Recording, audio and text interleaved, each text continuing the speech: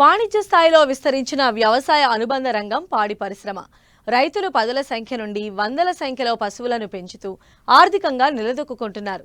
అయితే నిర్వహణలో సరైన అవగాహన లేకపోవడం వల్ల కొంతమంది నష్టాలను చవిచూస్తున్నారు. దీనికి గల కారణాల్లో ప్రధానంగా కనిపిస్తోంది పశువుల పునరుత్పత్తి యాజమాన్యం. లక్షలు పోసి కొన్న పశువులు సరైన సమయంలో చూలు కట్టకపోతే రైతుకు ఖర్చు తడిసె మోపుడవుతోంది. దీనివల్ల ఈతల మధ్య వ్యవధి పెరిగి పాడికాలం తగ్గి రైతుకు ఆర్థికంగా తీవ్ర నష్టం వాటిల్లుతుంది. ఇలాంటి సమస్యల నుంచి గట్టెక్కాలంటే పశువుల్లో పునరుత్పత్తి యాజమాన్యం గురించి రైతులు సరైన అవగాహనతో ముందడుగు వేయాలి.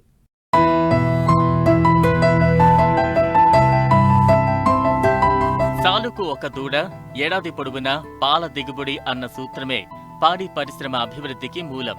అంటే పశు పోషణలో రైతులు లాభాలు పొందాలంటే ఏడాదికి ఒక దూడ పుట్టే విధంగా జాగ్రత్త తీసుకోవాలి. దీనికోసం పశువు ఈనిన 3వ నెలలోనే చూలు కట్టించాలి. కానీ చాలా మంది రైతులు పశువును త్వరగా కట్టేస్తే పాల దిగుబడి తగ్గిపోతుందనే అపోహతో త్వరగా చూలు కట్టించారు.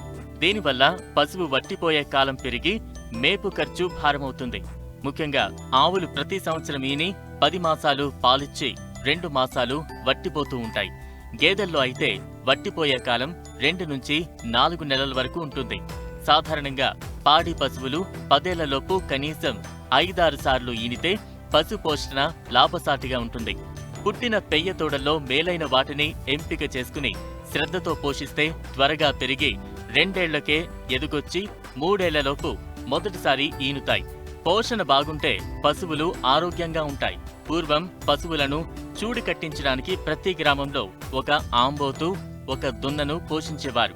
కృత్రిమ గర్భోత్పత్తి కార్యక్రమాలు చేపట్టిన తరువాత వేలాది మైళ్ల దూరంలో ఉన్న ఆబోతు, దున్న వీర్యాన్ని తెప్పించుకుని జాతిని అభివృద్ధి చేసుకునే అవకాశం లభించింది. సాధారణంగా ప్రభుత్వ పశు వైద్యశాలల్లో ఇలాంటి వీర్యదాన కార్యక్రమాలను 2 తెలుగు రాష్ట్రాల్లో పశుసంవర్ధక శాఖలు నిర్వహిస్తూ ఉన్నాయి. ముఖ్యంగా భారతదేశంలో పెరుగుతున్న జనాభాకు అనుగుణంగా పాల ఉత్పత్తి కూడా పెరగాల్సి ఉంది. ఇది సంకరజాతి పశువులతోనే సాధ్యం. కానీ మేపు, పోషణ బాగా ఉండాలి. మన ప్రాంతంలో అనువైన సంకరజాతి ఆవుల్లో హెచ్ఎఫ్, జెర్సీ మంచి పాల దిగుబడినిస్తున్నాయి. గేదెల్లో ముర్రా జాతి అత్యంత అనుకూలం.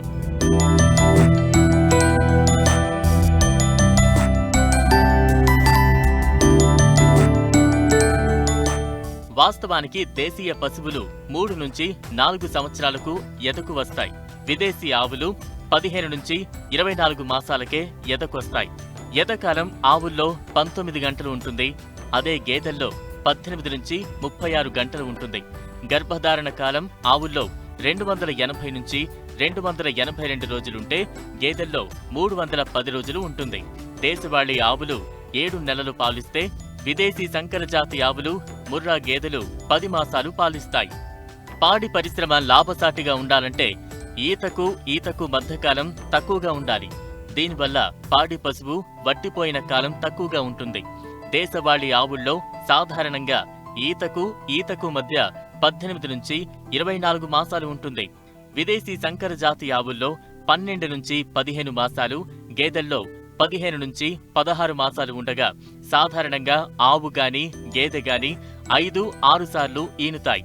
ఒంగోలు, దేవుని జాతి ఆవులు సగటున రోజుకు 5 నుంచి 6 లీటర్లు పాలు ఇస్తుంటే విదేశీ సంకరజాతి ఆవులు మాత్రం 8 నుంచి 12 లీటర్ల వరకు ఇస్తూ ఉంటాయి. మరికొన్ని ఆవులు 20 నుంచి 30 లీటర్ల పాలిచ్చే సామర్థ్యం కలిగి ఉన్నాయి.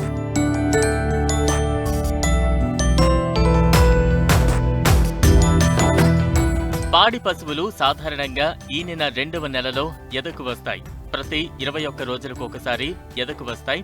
ఎద తగ్గిన తర్వాత 12 నుంచి 14 గంటలకు అండాశయం నుండి అండం విడుదలవుతుంది.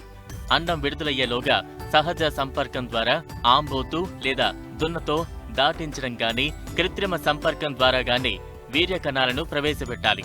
ఆవుల్లో ఏడాది పొడవునా గర్భోత్పత్తి చేయొచ్చు. అయితే గేదెలు అధిక వేడిని భరించలేవు.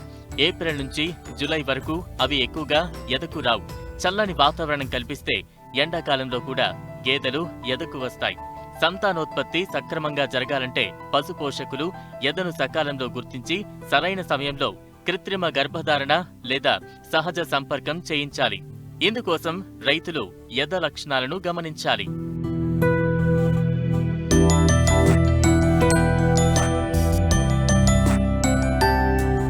ఎదకు వచ్చిన ఆవులు చిరాకుగా అటు ఇటు తిరుగుతూ ఉంటాయి.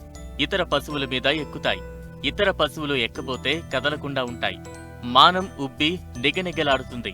తీగలుగా మట్టు పోస్తాయి. చిలుకు చిలుకుగా మూత్ర విసర్జన చేస్తాయి. ఆకలి మందగిస్తుంది. అరుస్తూ ఉంటాయి. ఆంబోతు కోసం పరుగులు పెడతాయి. ఇతర పశువులను నాకుతాయి. పాల దిగుబడి తగ్గుతుంది. అదే గేదెలు అయితే మట్టు తక్కువగా పోస్తాయి.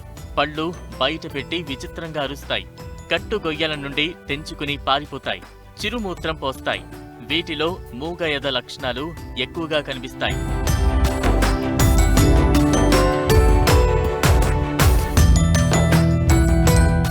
ఆవుల్లో ఉదయం ఎదకు వస్తే సాయంత్రం, సాయంకాలం ఎదకు వస్తే మరుసటి రోజు ఉదయం వీర్యదానం చేయించాలి. తర్వాత ఇతర పశువులు దాటకుండా జాగ్రత్త పడాలి. తిరిగి 21 రోజులకు పశువు ఎదకు వచ్చిందా లేదా గమనించాలి. ఎదకు వస్తే తిరిగి చూలు కట్టించాలి. 2-3 సార్లు చూలు నిలవకపోతే పశు వైద్యుని సంప్రదించి తగిన వైద్య సహాయం పొందాలి. వీర్యదానం చేసిన తర్వాత పశువు తిరిగి ఎదకు రాకపోతే పశువు చూడి కట్టిందని భావించవచ్చు. 3 మాసాల తర్వాత పశు వైద్యునితో చూడి పరీక్ష చేయించడం మేలు. ఈ విధంగా పశువుల పునరుత్పత్తి పట్ల రైతులు తగిన అవగాహనతో ముందడుగు వేస్తూ సమస్యాత్మక పశువులను మంద నుండి వేరు చేస్తే రైతుకు ఖర్చు తగ్గి పాడి పరిశ్రమ దినదినాభివృద్ధి చెందుతుంది.